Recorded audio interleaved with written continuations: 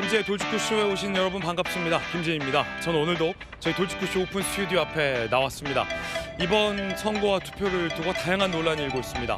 특히나 이 선관위의 이 선거 관리 부실 문제에 더해져서 특정 지역에서의 사전 투표 득표수가 1, 2위가 지역이 바뀌었는데도 똑같은 동률이 나오고 있어서 논란이 일고 있습니다. 선관위 해명은 우연이라는 건데 그 지역이 12곳이 되다 보니 우연이라는 논란이 일고 있습니다. 과연 우연일까요? 잠시 후에 이야기 나눠보겠습니다. 전 비가 오나 눈이 오나 매일 아침 이곳에서 여러분을 기다리겠습니다. 김재의 돌직구쇼 지금 라이브로 시작합니다. 잠깐만요.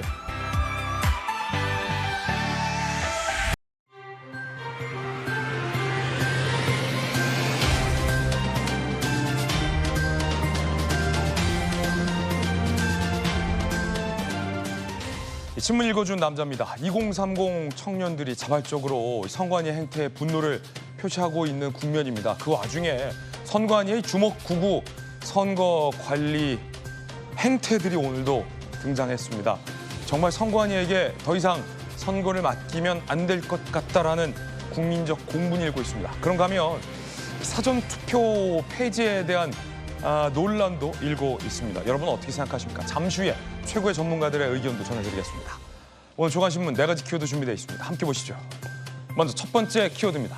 첫 번째 키워드는 뭘까요? 바로 주주. 한국경제가 오늘 일면에 쓴 기사입니다. 주주, 어떤 기사일지 함께 보시죠. N% 성과급 주주가 결정, 법제화 추진. 영업이익 900조 시대, 정부가 주총 결의를 의무화하는 방법을 추진 중입니다. 주주 가치를 보호하겠다는 취지입니다. 이어서 다음 키워드입니다. 두 번째 키워드는 이겁니다. 집값, 중앙일보 경제면 4면입니다. 이 대통령이 서울 집값 잘 막았다지만 역대 최고 14% 올랐다. 노무현 정부 때 11.68%도 앞질렀다. 중앙일보는 강하게 비판하고 있습니다. 전세 6.7%, 월세 8.9% 상승률, 전월세도 다 올랐다. 대출 규제, 토제 등 현 정부의 강력한 규제 정책이 오히려 역효과를 불러일으켰다라고 중앙일보는 대통령의 발언을 반박했습니다. 이어서 다음 키워드입니다. 세 번째 키워드는 초록, 서울경제 25면입니다. 초록 보고 건넜는데 빨간불, 바닥 신호등 고장이 4배 증가했다. 잦은 오작동에 시민 안전이 우려된다. 바닥에 불이 들어오는 신호등, 바닥 신호등 참 굿 아이디어인데 문제는 고장률이 많다는 겁니다. 바닥만 보고 건너시면 안 될 것 같습니다. 이어서 다음 키워드입니다. 네 번째 키워드는 커닝, 동아일보 12면입니다.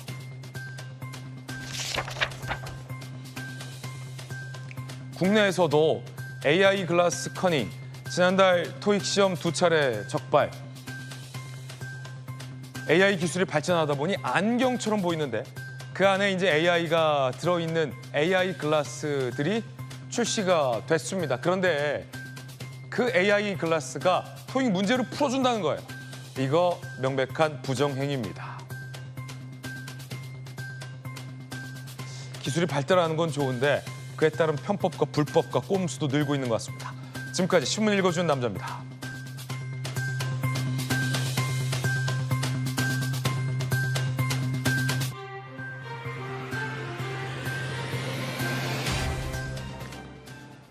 수요일 아침입니다. 오늘 함께하신 분들 소개해드리겠습니다. 걸어다니는 법전, 정법전 정혁진 변호사님, 방통위 부위원장을 역임한 안용환 의원님 나오셨습니다. 이번 서울시장 선거에 열심히 뛰고 와서 살 쏙 빠져서 돌아온 우리 조기현 변호사님, 그리고 민주당 법률위 부위원장을 맡고 있는 양태형 변호사님 나오셨습니다. 어서 오세요. 첫 번째 얘기부터 시작하겠습니다. 2030 청년들이 자발적으로 선관위의 행태에 분노를 하고 있습니다. 우리 기성세대들도 이 청년들의 분노와 외침에 동조를 하고 있습니다. 공감하고 있는 거죠. 선관위에게 더 이상 선거를 맡길 수 없다라는 공감대도 전국적으로 퍼지고 있습니다. 주제 공개합니다.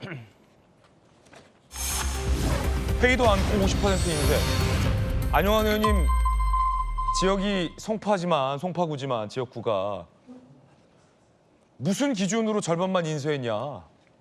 이게 알고 봤더니 지역마다 다 다르다는 겁니다. 엿장수 맘입니까? 실제 한 조간신문은 엿가락 투표용지라고 오늘 비판하기도 했습니다. 자, 오늘 선관위 행태에 대해서 다양한 이야기 준비되어 있습니다. 먼저 장동혁 대표 얘기부터 들어볼 텐데 일부 지역에서 사전투표의 1, 2위 후보의 득표수가 지역이 다른데도 동일하게 나와서 논란입니다. 인천광역시장 선거 송도 1동과 송도 2동 관내 사전투표에서 유정복 후보와 박찬대 후보의 득표수가 완전히 일치하는 사례가 발생했습니다. 이렇게 유정복 후보와 박찬대 후보의 득표수가 완전히 일치할 확률이 5억 9천만 분의 1입니다. 광주 전남 통합시장 선거에서는 두 후보의 득표수가 똑같은 지역이 무려 10곳이나 있었습니다. 그렇다면 확률적으로 도대체 얼마나 불가능한 일이 발생한 겁니까? 5억 9천만 분의 1을 6번 곱해야 하는 확률입니다. 우연이라면 이 말을 곧이곧대로 믿을 것이 아니라 반드시 그 사실을 확인해서 국민적 의혹을 해소할 필요가 있을 것입니다. 장동혁 대표가 지금 야당 대표라 장 대표의 목소리를 전해드렸지만 사실 장동혁 대표 말고도 이 문제에 대해서 좀 이상하다. 의구심을 제기하는 목소리는 얼마든지 많습니다. 자, 일단 송도 1동과 송도 2동에서 1, 2위 후보가 받은 사전투표 득표수를 한번 보시죠. 송도 1동, 송도 2동, 박찬대 3,030, 유정복 1,440. 그런데 송도 2동에서도 박찬대 3,030, 유정복 1,440.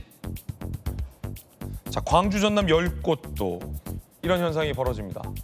그럼 최소 전국 12곳입니다. 송정 1동하고 금산면은 다른 지역이죠. 같은 광주 전남이라 하더라도. 그런데 민영배 1,401표, 이정현 120표. 1,401표, 120표. 동일해요.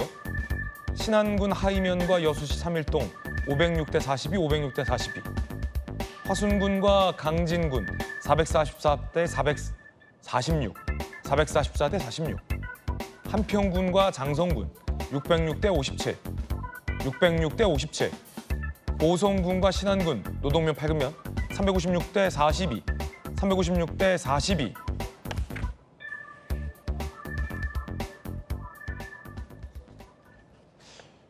꼭 부정선거 주장하시는 분들의 목소리, 장동혁 대표의 방금 들은 발언이 아니더라도 일반 국민들 사이에서도 어떻게 이럴 수 있느냐라는 의아함이 번지고 있습니다. 자, 그럼 이 대목에서 선관위의 공식 해명도 저희가 준비했습니다. 선관위는 뭐라고 얘기할지도 궁금합니다. 우연이다. 우연이라는 거예요. 길게 얘기했지만 우연이다. 서로 다른 장소에서 서로 다른 인력이 집계한 결과가 우연히 맞아떨어진 사례다. 그러면 선관위의 설명은 우연이라는 건데 송도 1, 2동에 대해서도 뭐라고 얘기할까요? 역시나 우연이다. 우연이다. 그럼 정혁진 변호사님, 12곳이잖아요. 그러면 공교롭게 최소 12곳에서 우연히 발생한 겁니까? 글쎄요, 뭐 우연이라고 하면은 할 말이 없는 거죠. 우연히 12번 발생한 거네요. 뭐 제가 돌직구 나온 것도 우연이고요. 아니에요. 제가 섭외한 거예요. 어쨌든 세상에 우연이라고 이야기하면은 거기에 대해서 뭐라고 이야기할 설명할 수 있는 게 없다는 그런 이야기인 거고요. 그다음에 일단 보니까 숫자가 딱딱 맞는 걸 보니까 일단은 그림은 좋아 보인다 그 생각은 드는데 그림은 예쁘다. 그런데 중요한 건 뭐냐면 제가 문과라서 뭐 확률 이런 거 잘 못해가지고 확률이 몇 %인지는 모르겠는데 저렇게 나올 수 있다라고 하는 우연이 어느 정도 우연이 겹쳐야 저런 그림이 나올지 그것까지는 제가 계산을 못하겠는데 그래도 이상한 건 사실 아니겠습니까? 네. 그런데 이게 뭐랑 똑같냐면요. 제가 성적이 확 올랐어요. 예. 그래가지고 선생님이 너 지난번에 30등 하더니 이번에 왜 이렇게 저 시험 잘 봤냐? 딱 그렇게 이야기를 했는데 제가 그냥 다 찍었는데요. 우연히 한 20개가 다 맞아버렸어요. 이렇게 이야기하면 선생님이 납득을 할 수 있겠습니까? 그런데 중요한 건 뭐냐면 제가 시험을 쳤는데 옆자리에 안영환 학생이 앉아 있는 거예요. 공부 잘하는. 안영환 학생 전교 1등이란 말이에요. 예. 그런데 선생님이 답안지를 딱 봤더니 안영환 학생하고 정혁진 학생하고 답안지가 똑같아요. 예. 맞은 것도 똑같고 틀린 것도 똑같아요. 그렇다라고 하면 이게 그런데 저는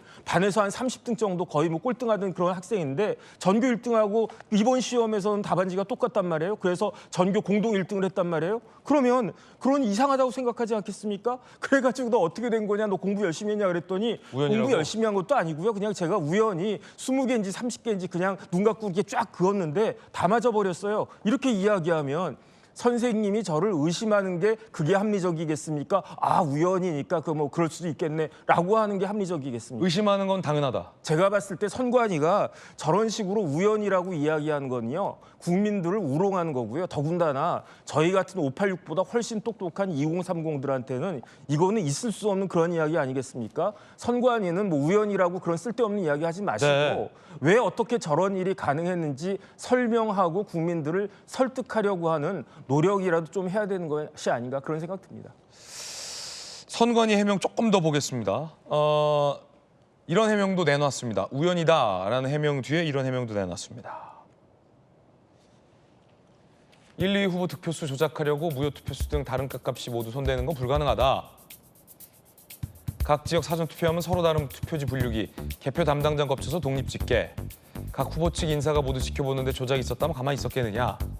그런데 저도 이제 참관 메커니즘에 대해서 많이 취재를 해봤는데 각 지역에서 사전투표를 개수할 때는 참관인이 있지만 안용환 의원님, 네. 그런 것이 합쳐져서 결국은 저 데이터가 전자값이잖아요. 입력을 하는 거잖아요. 그러면 선관위가 본투표에서 명부도 빼먹고 투표용지도 못 챙기는 선관위인데 그 정도의 실력이면 과연 저거 전자값 입력하는 거를 제대로 엄밀하게 정밀하게 잘 입력했는지, 아니면 선관위가 아이고 실수한 건 아닌지, 아니면 긁어 복사해서 붙여놓은 건 아닌지, 아니면 누가 뭐 나쁜 마음 먹은 건 아닌지를 국민들이 어떻게 알죠?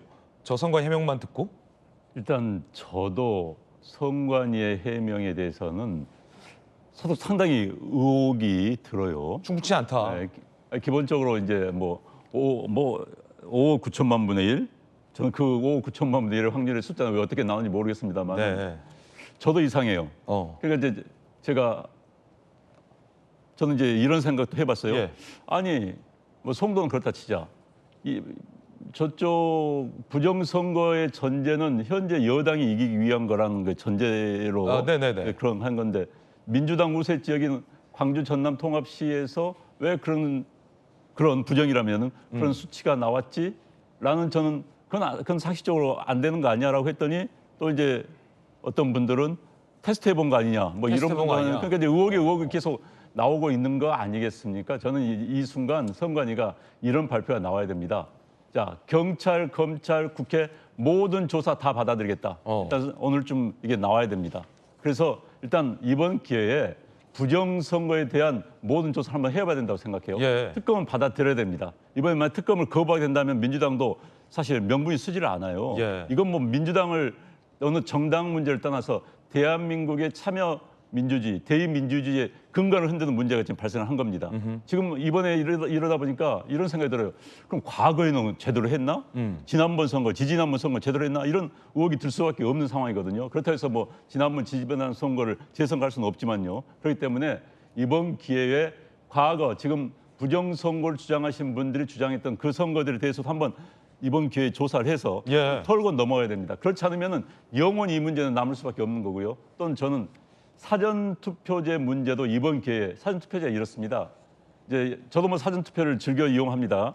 사전투표를 하면은 이게 제가 무슨 뭐 서울에 이제 종로구에 산다면은 제가 뭐 부산 해운대에서 투표를 하면 종로구로 날아갑니다. 예. 제가 종로구 옥인동에 산다면 옥인동으로 개표가 되지 않아요. 사전투표는 한꺼번에 종로구 투표하면 모인 다음에 그 개표소에서 그냥 불려서 수치로 넣는 겁니다. 그렇기 때문에 저런 수치, 아까 앵커도 말씀하셨지만은 각 투표소별로 날아가질 않아요. 그렇게까지 구분하지 않습니다. 아, 그렇군요. 종로구에 있는 어느 학교 대강당에 모이는 종로구 개표소로 몽땅 날아가서 거기서 사전투표를 까기 시작합니다.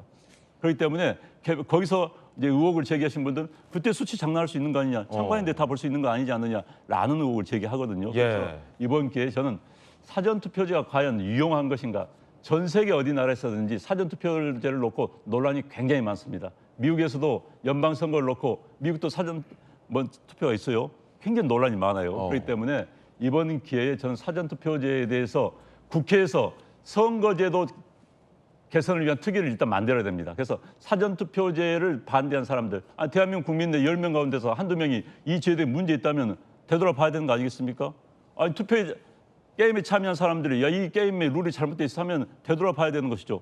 무시할 수는 없는 거 아니겠습니까? 그래서 저는 이번 기회에 사전 투표제가 타당한 것인지 저는 개인적으로 이렇게 생각합니다. 사전 투표제를 없애고 본투표 이틀 정도 하고 대신 본투표 때 호주처럼 투표에 참가한 분들한테 지역 상품권 한 5만 원짜리 10만 원씩 주면은 투표율을 높이는 거 아니겠습니까? 사전 투표제의 본래 취지가 투표율을 높이기 위한 겁니다.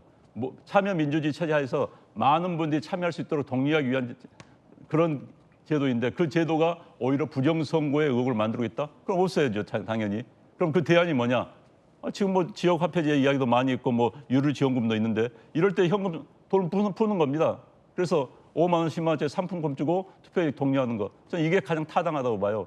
지금 이대로 사전투표제를 두고 간다면 다음 선거 때 또다시 똑같은 논란이 일어납니다. 이번 기회에 짚고 넘어가지 않으면 한국 참여민주주의 체제 자체의 근간이 흔들릴 수가 있습니다. 물론 그 데이터들이 어떻게 저런 데이터들이 나왔는지에 대해서 많은 국민들 사이에서 의아한 생각을 갖고 있는 것은 사실입니다. 하지만 명백한 어떤 부정행위가 있었다고 단정할 수는 없는 것 또한 현재 상황입니다. 그렇다면 국민들 사이에서 불신은 있고 이대로 그냥 덮고 사전투표를 계속하느냐 아니면 지금 여야 모두에서 사실은 나오고 있는 것처럼 강력한 특검 등의 수사를 통해서 이 문제 또한 규명해내느냐는 것은 우리 국민들이 선택할 수 있는 상황 같습니다. 더 나아가서 사전투표 제도에 대해서 유지하느냐 달리하느냐도 결국은 국민들에게 선택할 수 있는 권리가 있는 건데요. 일단 우연의 우연 어떻게 보십니까? 우리 조겸 변호사님. 일단 통계학적으로 불가능한 일은 아니라고 하고요. 선관위가 일단 밝히는 것처럼 이 개표 과정, 집계 과정 등을 종합해 보면 누군가 의도적으로 선거 결과를 왜곡하기 위한 개입이 있었다 이렇게 보기는 어렵습니다. 그래서 이걸 무분별하게 부정선거론으로 의혹을 확대시키는 것은 적절하지 않다고 보고요. 네. 근데 이 우연이라는 게 지금 투표용지 부족 사태라는 중대 사태를 초래한 선관위가 우연의 일치라는 결과로 발표하고 있다는 점에서 맞아요. 국민들이 그대로 신뢰하기 어렵죠. 선관위의 신뢰성을 잃은 상태에서 우연이라고 하니. 그렇습니다. 그래서 저는 안영환 의원님 말씀대로 선관위가 한치의 추후의 의심의 여지 없이 그 어차피 몇 개 안 되는 투표구에서 발생한 거기 때문에 네네. 그건 확인해서 결과를 밝혀야 됩니다. 그냥 이 정도 우연의 일치는 발생할 수 있는 일이다 이렇게 넘어가기엔 지금 선관위의 이 선거 부실 관리 문제가 이미 심각한 상황이라는 게 확인됐다는 점에서 선관위가 책임 있게 대해야 될 문제라고 보고요. 다만 이게 부정선거론으로 확대되어서는 안 된다는 측면에서 보면 죄송합니다. 이게 전체 전국 단위 투표를 보면 행정 동단위로는 한 3,500개가 있고요. 그게 투표구로 나누면 한 14,000개 정도가 됩니다. 그러니까 14,000개의 투표소별 집계를 동단위로 모은 숫자가 이제 저 숫자들이기 때문에 그 집계 과정에서 의도적으로 무슨 개입이 있기는 어렵고 선관위의 설명 중에 일부 받아들인다면 참관인들이 이 상황을 다 지켜보고 있었기 때문에 특정 결과를 만들어내는 것은 현실적으로 불가능하다. 다만 아까 지적하셨던 바와 같이 집계 과정, 입력 과정에서의 관리 부실 문제는 그렇죠. 한번 안 볼 수는 없어요. 이게 우연의 일치가 여러 개 발생하면 그게 뭔가의 문제가 있을 수 있고 이게 부정선거는 아닐 수 있지만 지금 선관위가 이번 선거에서 보여준 여러 가지 문제점을 전부 들여다봤을 때에는 관리상의 문제가 없었는지에 대해서 살펴볼 필요는 분명히 있어 보입니다. 선관위의 책임 있는 이 소명 그리고 납득할 만한 설명이 먼저 돼야 된다라고 봅니다. 우리 조규현 변호사님도 평소에 되게 굉장히 합리적인 분인데 이걸 그냥 우연의 일치라고 덮고 갈 수는 없는 일이다라는 지적 주셨어요. 아까 선관위 보면 집계를 독립적으로 집계한다고 하잖아요. 그러니까 그 전산에 집계하는 그 과정, 입력하는 과정이 정말 제대로 됐는지는 검증할 수 없는 영역이다라는 건데 본 투표를 양태훈 변호사님, 선관위가 어떻게 관리하는지를 우리가 봤잖아요. 한 번, 두 번 봤습니까? 몇 년을 봤잖아요. 소쿠리에 담고 자기 가족들 부정 채용하고 이번에도 투표함 빼먹고 용지 배달 안 하고 계산 못 하고 투표용지 쥐어서 밥 먹으라고 내보내고 본투표도 이렇게 관리 못하는 능력이라면 사전 투표를 정말 엄정하게 한 표 한 표 집계를 잘하냐에 대해서 국민들은 의구심을 가질 수밖에 없다라는 게 이 세 분의 의견인데 양치민 변호사님 본투표 관리하는 실력을 보니까 드는 의문입니다. 어떻게 보십니까? 지금 선관위가 관리소홀이나 관리부실이 정말 이제 총체적으로 있는 것 같습니다. 그래서 이번 일을 계기로 선관위의 관리 책임 문제를 엄중하게 물어야 된다고 생각을 하고요.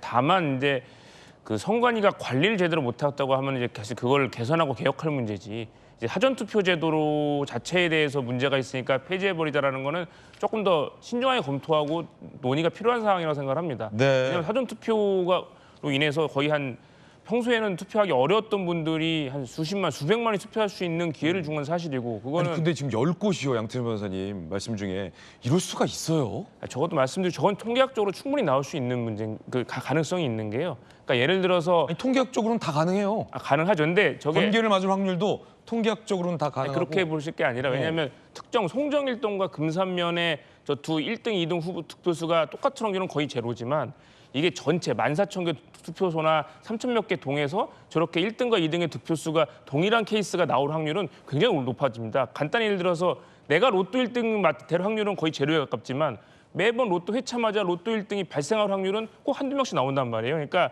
이게 저 특정 투표소에서 1등, 2등이 딱 맞을 확률은 거의 제로지만 전체 투표소에서 저렇게 1등, 2등이 동일한 지역이 여러 개 나올 확률은 충분히 높을 수 있다는 거죠. 이게 이른바 통계학적으로 대수의 법칙이라고 할 수 있는 부분이라서 그러니까 저건 통계학적으로 충분히 우리가 생각하는 것보다는 훨씬 가능성이 높은 부분인 거고. 그런 통계학자는 그 대수의 법칙을 벗어났다고 지적하는 분도 있어요. 그러니까 그거는 좀 더 논의를 해보고 실제 관리 부실이 있는 건지 네. 아니면 정말 뭐 선관위의 조작이라든가 누가 개입이 있는 건지 그건 따져봐야 될 문제지만 그렇군요. 여기 자체가 뭐 너무 이상하다, 누구 조작했다라고 저것만 봐서 단정짓기는 어렵다는 말씀입니다. 근데 정익진 변호사님 그냥 일반 국민의 상식적인 선에서 봤을 때 선관위조차 그냥 우연이라고 하잖아요. 우연이라는 건 평범하지 않은 사건이 연속적으로 발생했기 때문에 선관위도 우연이라고 하는 건데 로또 1등은 지금 6개인가요? 숫자? 6개만 맞으면 되잖아요. 그것도 되게 힘든데 지금 저거 보세요. 1440대 336인가요? 36인가요?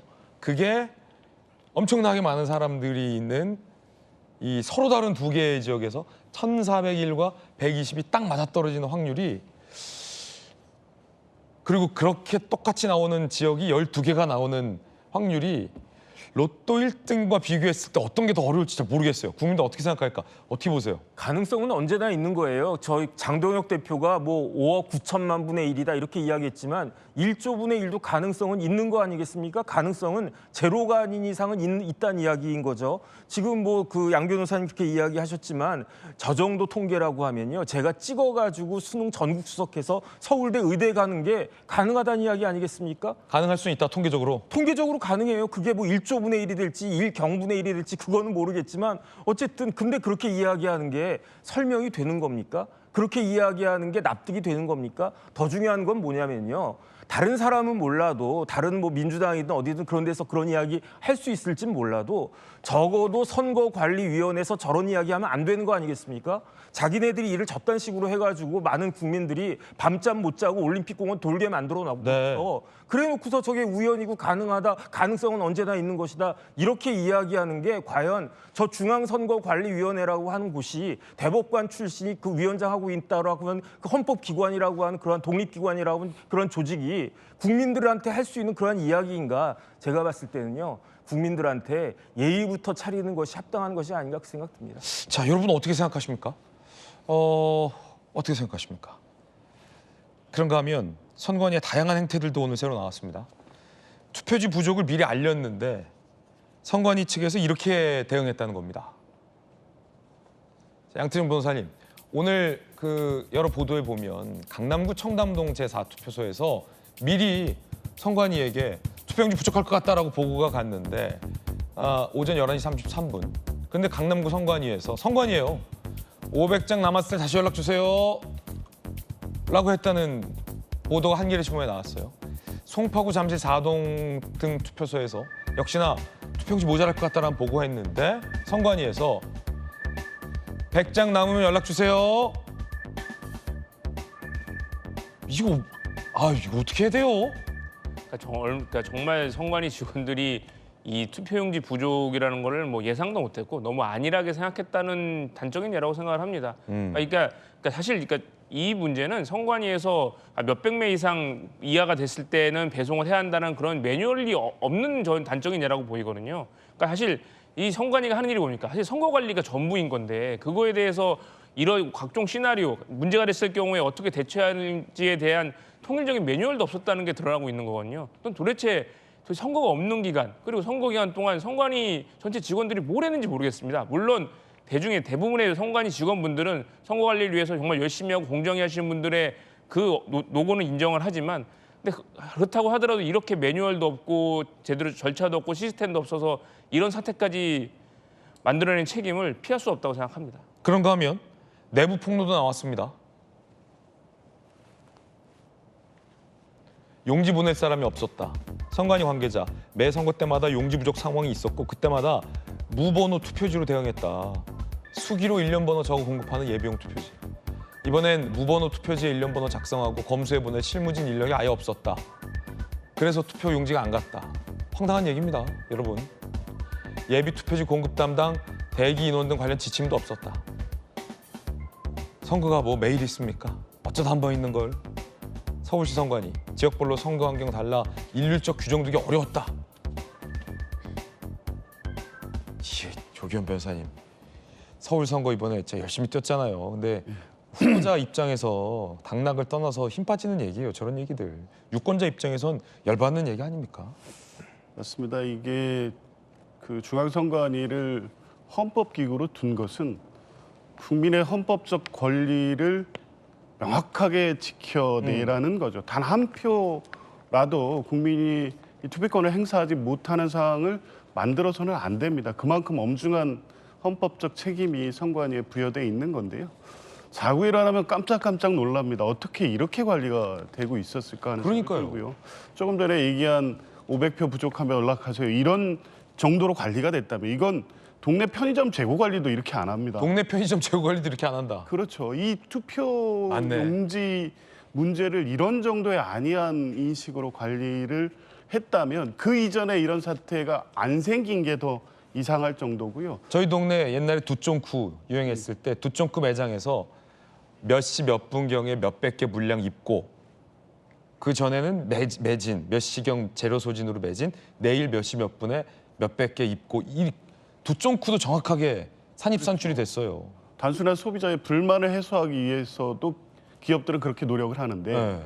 국민의 투표권 헌법상 권리를 지켜야 되는 선관위가 이렇게 안이하게 관리를 했다는 게 정말 납득하기 어렵고요. 그리고 선관위 내부 폭로라든가 여러 가지 제보들이 있을 겁니다. 이게 비겁한 변명으로 들리지 않게 하나하나 해명해야 되고요. 당연히 법적 책임이든 정치적 책임이든 그리고 이번을 기화로 해서 중앙선관위의 전반적인 어떤 제도 개편까지 기꺼이 받아들일 준비를 해야 된다. 이 위기만 어떻게 넘어가면 된다. 이렇게 안이하게 생각할 것이 아니라 이 상황이 발생한 원인에 대해서 스스로 명확하게 진단하고 제사를 깎아내는 정도의 혁신 노력을 해야 된다는 선관위 내부 전체의 합의가 일단 있어야 될 것 같습니다. 네. 그런가 하면 투표용지 인쇄량도 엿장수맘이었습니다. 지역마다 제각각이었습니다. 엿가락 투표용지입니다. 투표용지 인쇄율 지역마다 제각각. 이것도 얼마나 황당한 얘기인지 보세요. 자, 지역별 유권자 대비 투표용지 인쇄 현황을 보시면 송파구는 51%만 인쇄했어요. 광주, 세종은 50%, 부산, 대구는 60%, 강원은 66%, 인천은 53%, 옹진구는 100%. 정치인 관계자, 몇몇 수치만을 갖고 선관위가 주먹구구식으로 결정한 거다. 그러니까 특정 지역, 예를 들어서 뭐 강남, 청담, 송파, 잠실 이런 데서 투표용지가 부족한 거예요. 임의로 자의적으로 마치 엿가락처럼 투표용지 인쇄율이 지역마다 제각각이었다는 겁니다. 그리고 회의 한 번 없이 투표용지 인쇄를 줄이는 걸 결정했다라고도 알려졌습니다. 투표용지 인쇄 매수의 하한 기준 예상 선거인수 60에서 50%로 내렸는데 그냥 지난해 12월에 지침을 하달해서 같은 달에 개정을 확정한 거예요. 선관위. 내부 결재로 정했고요. 회의는 개최하지 않아서 회의록이 없습니다. 이게 아까 정혁진 변호사님 태도 얘기도 했는데 안영환 의원님 이게 국민들에게 선관위가 이렇게 당당해도 되는 겁니까? 우리 내부 결재로 확정해서 회의록 없는데요? 기본적으로 왜 50%로 투표용지를 줄이냐라는 국민들의 분노에 대해서 선관위의 답변이 나온 건데요.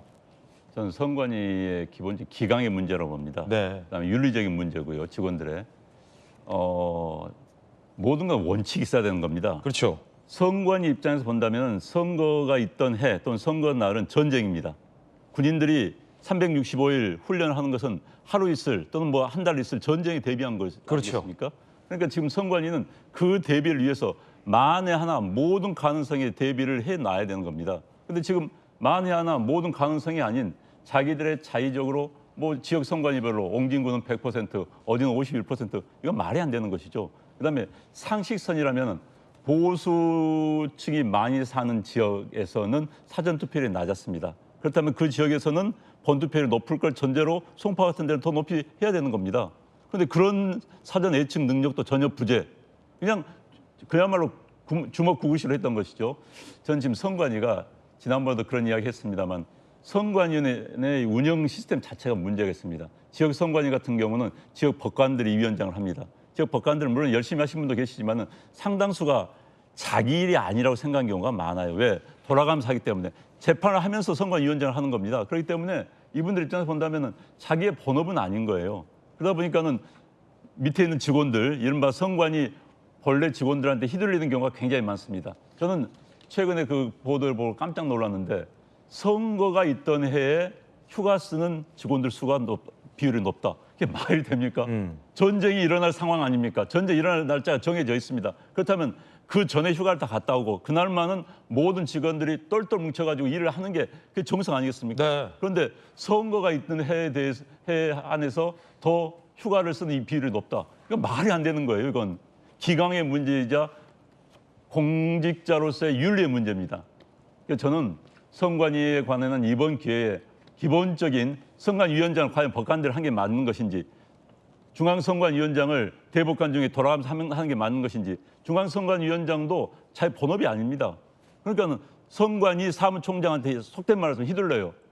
위원회 제도라는 게 기본적으로 그런, 저도 뭐 위원회에 있었습니다만 그런 측면이 굉장히 많이 있거든요. 그래서 저는 선관위원장도 이제는 법관이 아니라 국회의 3분의 2의 동의를 받아서, 왜 과반수 동의 받으면 또 논란이 생깁니다. 3분의 2의 여야가 동의할 수 있는 인물을 선관위원장에 임명을 해서 그래서 독임제 시스템으로 바꾸든지, 위원회라도 하더라도 독임제를 가임한 독임제 이제 장관 차관 시스템을 말하는 겁니다. 이런 식의 제도 계획이 있지 않고서는 현재 법관들이 선관위원장하고 지역 선관위원장 하는 이 시스템으로는 크게 바뀔 수가 없는 겁니다. 그래서 이번 기회에 선관위 제도를 근본적으로 되돌아보는, 개선해보는 그런 몸움직임이 국회 차원에서 있어야 될 것 같습니다. 선관위 해명들을 종합해서 다시 한번 전해드리겠습니다. 사전투표 득표수가 다소 의아한 결과가 나오자 우연일 뿐이다라고 해명하는 선관위가 왜 투표용지 인쇄를 절반밖에 안 했냐, 왜 그렇게 낮췄냐라고 묻자 그냥 회의 없이 결정해서 회의록은 없다라고 답하고 있는 상황인 겁니다. 그리고 매 선거 때마다 투표용지는 부족했었다는 겁니다. 그게 국민들 앞에 할 소리인지 여러분은 어떻게 생각하십니까? 그런가 하면 인쇄 예산도 주먹구구였습니다. 6.3 재보궐 투표용지 인쇄 관련 예산 내역 지역 선관위마다 500만 원씩 배정, 총 8,500만 원. 재보궐 선거 지역 확정 전 예상 편성, 예상 선거 인수 고려 없이 일관 편성. 예산 나눠먹기 하듯 이렇게 했다는 지적도 지금 나오고 있습니다. 자, 그런가 하면 야당에서 장동혁 대표는 전면적인 재선거를 주장하고 있습니다. 이에 대해서 오세훈 서울시장 당선자의 입장도 굉장히 중요할 텐데요. 들어보시죠.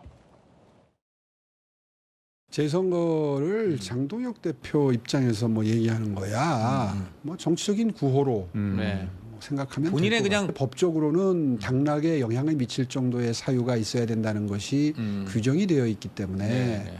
이제 그 점을 또 존중을 해야 되는 것이죠. 아마 결과에 영향을 미치기에는 격차가 한 6만 표 이상 벌어졌지 않습니까? 그렇죠. 근데 뭐 현실적으로는 영향을 미치기가 좀 어려운 구조인 건 사실이라고 저는 근데 생각합니다. 그거 이제 이 단순 재선거에도 종류가 많습니다. 논란이 됐던 투표소의 지역을 재선거하자는 것과 서울시장 전체를 사퇴시키고 재선거하자는 주장과 장동혁 대표는 전국을 재선거하자라는 주장도 나오고 있는데 정혁진 변호사는 어떻게 보십니까?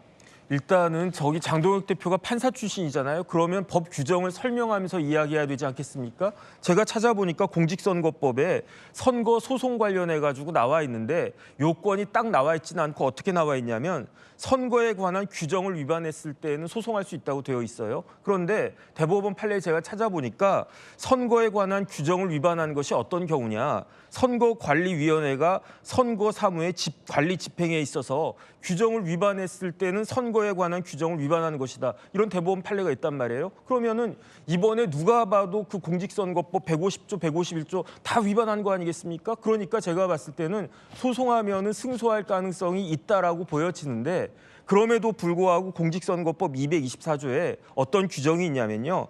대법원은 만약에 여기에 대해서 문제가 있다고 하더라도 선거의 결과에 영향을 미쳤다고 인정하는 때에 한해서 무효 판결할 수 있고 무효 판결이 안 나오면 재선거가 안 된다는 그런 이야기예요. 그런데 제가 봤을 때 서울시장 같은 경우에는 한 6만 표 정도 차이가 났으니까 그러니까 과연 선거의 결과에 영향을 미쳤다고 인정이 될 수 있을 것인가? 그 부분에 대해서는 저도 사실은 좀 의문이 들고요.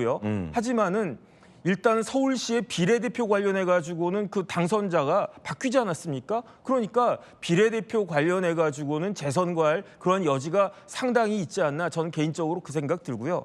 그다음에 재선거를 할 수 있는 요건이 또 하나가 있는데 그건 뭐냐면은 선거의 무효 판결 말고도 재선거할 수 있는 경우가 있어요. 그게 뭐냐면요.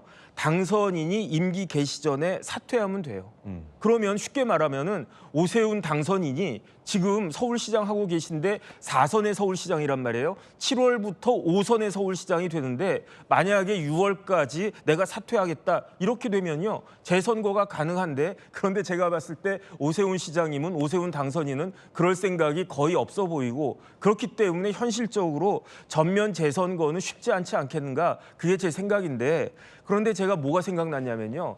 1995년에 어떤 일이 있었냐면 그 애니콜 사건이 있었어요. 그때 삼성이 핸드폰을 만들었는데 핸드폰 불량률이 막 있으니까 삼성의 이건희 회장이 그 핸드폰 만든 거 다 수거해라 한 다음에 몇천억 어치를 다 불태워버렸어요. 그리고 난 다음에 삼성이 그냥 깜짝 놀래가지고 임직원들이 개과천선해가지고 그 다음에 삼성의 애니콜이 핸드폰 1등하지 않았습니까? 저는요 어떤 생각 드냐면은 전면 재선거 하자 이 이야기는 장동혁 대표가 할 이야기가 아니고 누가 해야 될 이야기인가? 이재명 대통령이 이런 식으로 선거 관련해서 많은 국민들이 상당 부분의 국민들이 그게 과반수가 아니라고 하더라도 많은 국민들이 의심을 갖고 있으니까 이번에 몇천억이 들더라도 다시 한번 전면 재선거 한번 해보자. 만약에 이재명 대통령이 이렇게 결단 딱 내려주시면은 그러면 이런 부분들에 대해서 선거에 대해서 많은 의혹 같은 것들이 해소되지 않을까. 저는 그런 결단을 지금쯤 한번 할 수도 있는 것이 아닌가 생각은 드는데 현실적으로는 어렵다고 저도 생각합니다. 네. 자, 이번엔 저희가 준비한 다음 순서입니다. 뜨거운 인물 3인방을 선정했습니다. 오늘의 핫피플 3인방 만나보시죠. 첫 번째 주인공은 누굴까요? 한동훈 의원입니다. 한동훈 의원이 당선 인사를 지역에서 하는 영상 중 하나가 화제가 되고 있습니다. 학생들에게 대화하는 건데요. 한번 들어보시죠. 안녕. 좋아. 아저씨 됐어. 아저씨 붙었어. 저 기억나요? 너 봤잖아. 네. 그래, 아저씨 붙었어. 좋아. 몰랐지 너, 아저씨 된 거. 저 알아요. 아, 그래? 감사합니다. 고마워. 사진 찍을까? 아저씨 됐어. 아저씨 붙은 거 몰랐지 너. 저 봤어요. 봤어? 봤어요. 하나, 지다가 이어서 막 쫄깃하게 붙었어. 평소 지역에서 이 투표권이 없는 초등학교, 중학교, 고등학교 학생들과도 허물없이 대화를 하는 한동훈 의원이죠. 한동훈 의원이었는데 지다가 쫄깃하게 붙었다라는 심경도 밝혔어요. 선거 운동 중에도 이런 영상이 올라왔었죠. 함께 보시죠. 언제부터 무소속되셨어요? 나 무속된 지 꽤 됐어요. 쫓겨났어요? 맞아. 아까 윤석열 그 탄핵 그거 찬성했다고. 맞아. 몇 학년이에요? 고등학교 1학년. 되게 정확하게 제가 이게 초등학생이나 중학생들 얘기하면 난 내 이름만 알고 잘 몰라 뭐 하는 사람인지. 잘 아시네. 다시 한번 찍을까? 다시 한번? 근데 근데 무슨 운동해요? 저 운동 다 합니다 그냥. 근데 운동이 몸이 장난 아닌데? 고맙습니다. 고맙습니다. 치다가 쫄깃하게 붙었어. 한동훈 의원 입장에서는 이런 말 나올 법했어요. 안녕하세요, 의원님.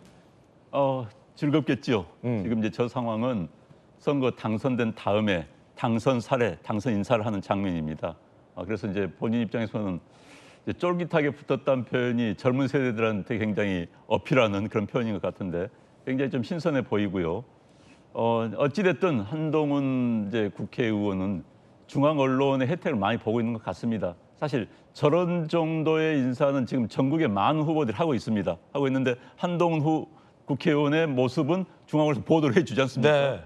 이제 언론이라는 게 선택과 집중을 하는 건데 결국 우리는 언론이란 프레임을 통해서 세상을 보는 겁니다. 지금 이제 언론이란 프레임을 통해서 한동훈 후보의 저런 측면들이 이제 잘 보도가 되고 있는 거고요. 그런데 어찌됐든 순발력이 참 좋아요. 저런 모습들이 일반 국회의원들 당선자들에 비해서 굉장히 순발력 좋은 어휘 또는 그 문장을 쓰고 있다는 건 높이 평가를 하고요.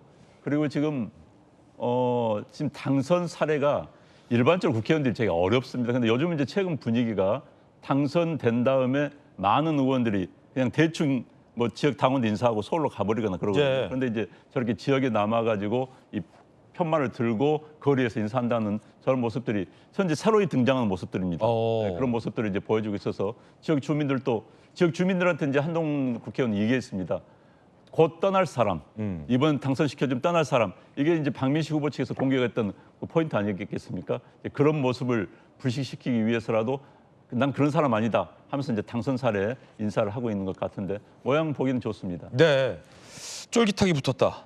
실제 개표 과정에서 출구조사에서 한동훈 의원이 지는 것으로 발표가 됐고 막판에 한동훈 의원 역시 서울시 선거와 같이 역전을 해서 이제 승리가 됐던 입장이죠.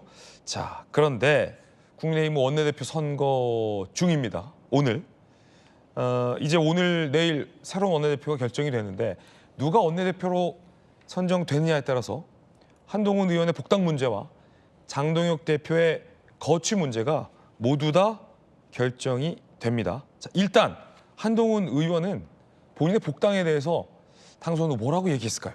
들어보시죠. 그 밖에 없습니다. 그 평가는 당권파가 하는 게 아닙니다. 그리고 복당 이슈를 너무 정치 정점화해서 각을 만들어주는 거는 지금 책임을 지고 사퇴해야 할 당권파들을 도와주는 결과가 될 겁니다. 저는 그렇게 서두를 이유는 없다라는 말씀을 드립니다. 한동훈 의원의 복당의 최대 걸림돌은 장동혁 지도부입니다. 장동혁 대표와 가까운 조강한 최고가 한동훈 의원을 강하게 비판했습니다. 들어보시죠.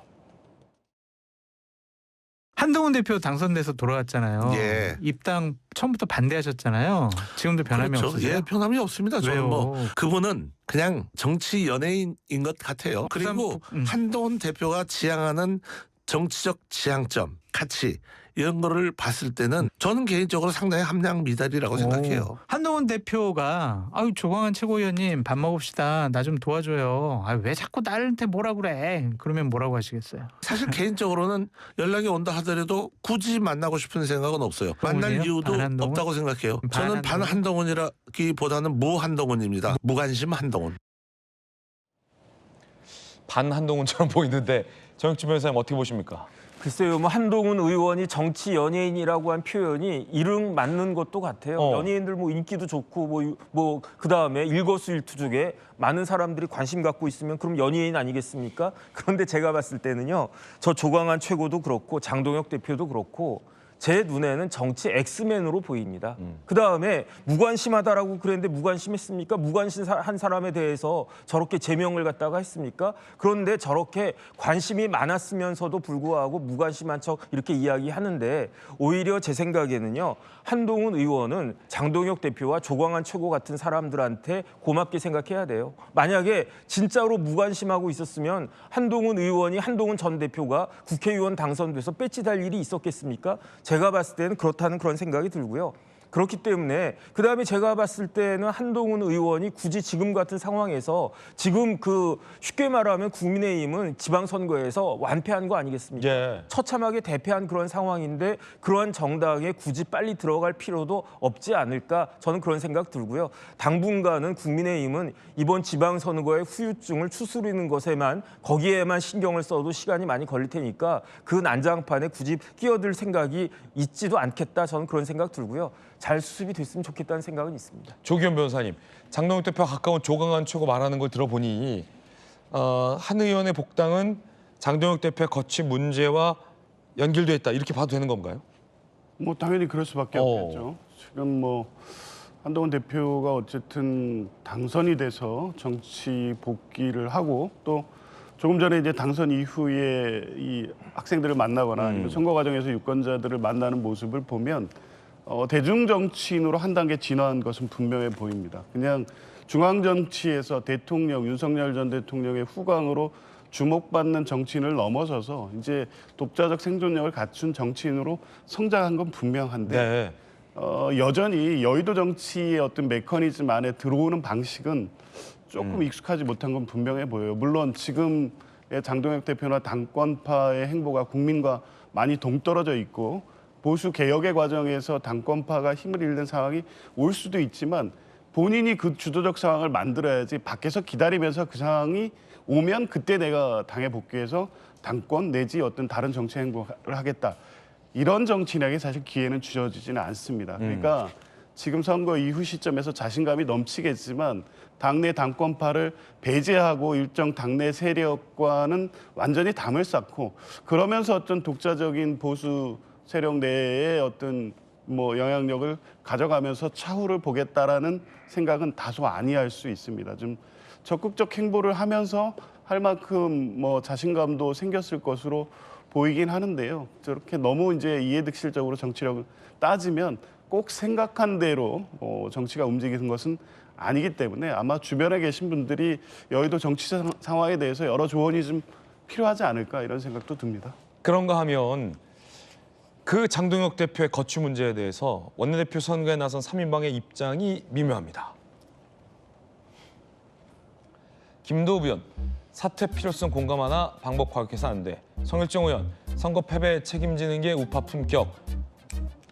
정점식 의원 중지모아 결론 낼 것. 조용히 해결 방법 찾겠다. 지금 그러니까 김도읍, 성일정 의원 두 분은 장동혁 대표의 사퇴 필요성에 대해서는 공감을 하는 것 같고요. 정점식 의원은 사퇴 여부에 대해서 입장을 밝히지 않은 그런 상황으로 보이거든요. 양태균 변호사님 어떻게 보십니까? 이게 참 재밌는 게 이제 보통 우리가 알려지기로는 이제 정정식 의원 같은 경우가 좀 친윤 쪽에 가까운 네. 윤석열 전 대통령에 가까운 의원으로 알려져 있고 김도읍 의원 같은 경우가 오히려 이제 한동훈 전 대표, 한동훈 의원의 이제 제명 당시 강하게 반발했던 의원으로 알고 있는데 막상 원내대표 선거에서는 뭐 그 한동훈 의원에 대한 복당에 대해서는 조금 더 유보적인 태도를 취하고 있고 또 이제 장동혁 대표에 대한 문제에 있어서는 조금 입장을 좀 세게 하고 있어요. 그러니까 이게 어쩔 수 없이 원내대표 선거라는 게 뭐 당원이나 국민들의 민심을 반영하는 것이 아니라 원내에 있는 의원들의 표결로만 결정이 되는 상황이고 그리고 제가 알기로는 아직까지는 국민의힘 쪽에서 이른바 친윤계라고 하는 의원들이 좀 더 다수이기 때문에 네. 어쩔 수 없이 원내대표 선거 전략상 저런 발언을 한 것이 아닌가라고 보여서 사실 지금 오늘 이제 10시부터 선거인 걸로 알고 있는데 선거 직전에 하는 저런 발언들은 실제 속내라고 보기는 좀 어렵다고 보이고요. 그렇군요. 정치적인 전략상 하는 발언이라고 보는 것이 저는 맞다고 보고 실제 원내대표가 당선된 이후에 어떤 태도를 보일지는 지켜봐야 될 것 같습니다. 그런가 하면 국힘의 초재선 의원들이 장동혁 대표 거취를 압박했습니다. 선거 패배 책임을 지라는 거죠. 우리 국민의힘은 패배했습니다. 광역단체장 보궐선거 국회의원 후보자 당선인 숫자가 몇 대 몇이라는 것을 가지고 정신승리 사전 일수격의 해석을 내어놓아서는 절대 안 된다. 시험을 치고 나면 틀린 문제에 대해서 오답풀이를 해야지 다음에 문제를 틀리지 않을 수 있습니다. 이번 서울 선거 결과는 과거 윤호개인 세력과의 결별, 나아가선 중도 지향적 보수로서의 재건이라고 하는 국민적 명령을 아주 적나라하게 보여준 선거라고 저는 생각합니다. 장동혁 대표가 이야기하는 지지층이라고 하는 것은 굉장히 허상의 개념이라는 것이 저는 적나라하게 드러났다고 생각합니다. 부산에 저도 지역을 다니면서 가장 많이 들었던 얘기는 장동혁 되면 안 되겠다는 여론이 압도적이었습니다. 장동혁 대표 사퇴를 압박한 겁니다. 그뿐만 아니라 권영세 중진 의원도 지도부 사퇴를 얘기했습니다.